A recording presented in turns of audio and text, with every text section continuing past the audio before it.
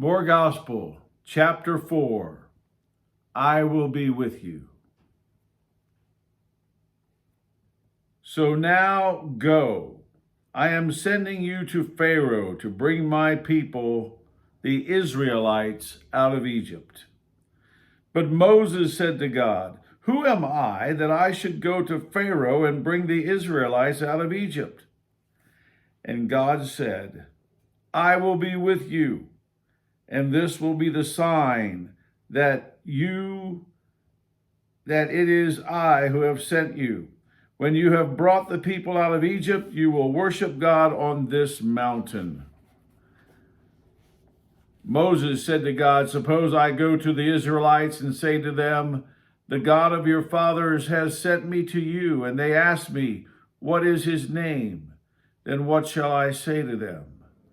God said to Moses, "I am who I am. This is what you are to say to the Israelites. I am has sent me to you." God also said to Moses, "Say to the Israelites, 'The Lord, the God of your fathers, the God of Abraham, the God of Isaac, and the God of Jacob, has sent me to you."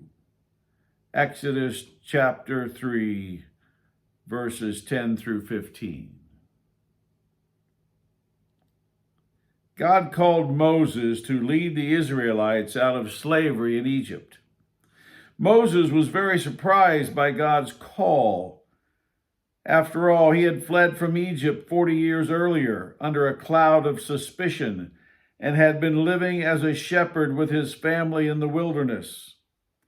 He must have thought that it was unthinkable that a nobody like him should confront the most powerful man in the world.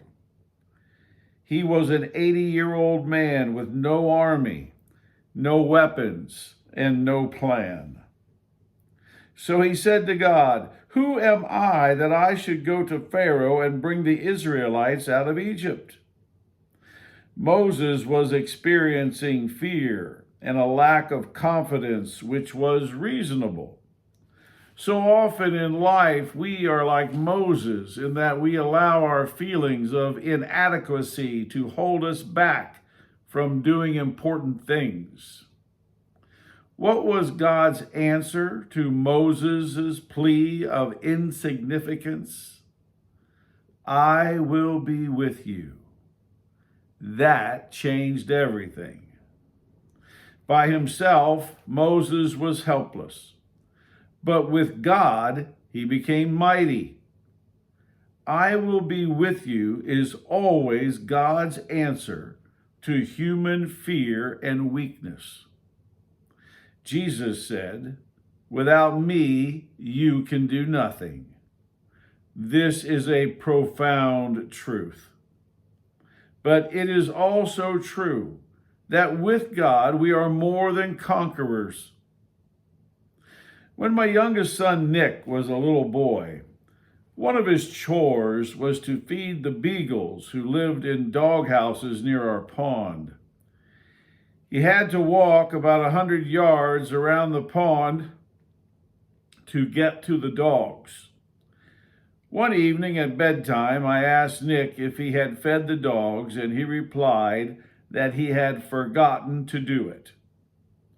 I told him to do it right away.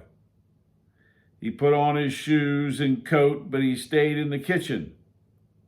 That was odd, so I asked why he wasn't going. He told me that it was dark outside and that he was afraid.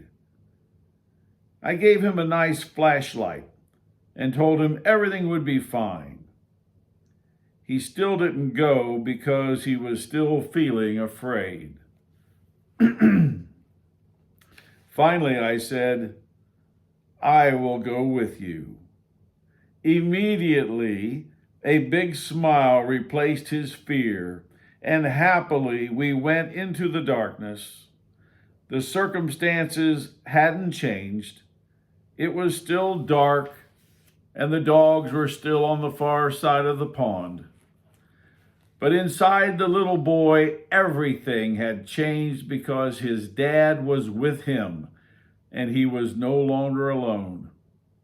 Now he had a power greater than himself, and that took his fear away. We all have moments of fear and inadequacy.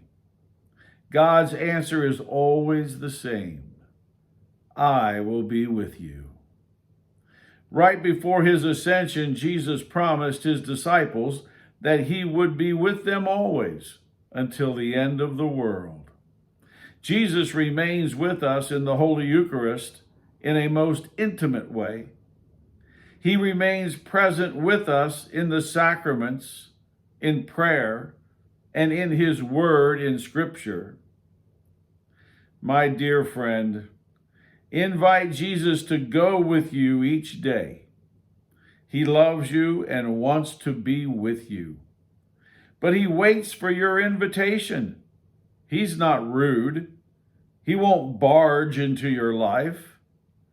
Invite him every morning to walk with you through your day, and you will experience a new freedom and confidence. There's nothing that you and God can't handle.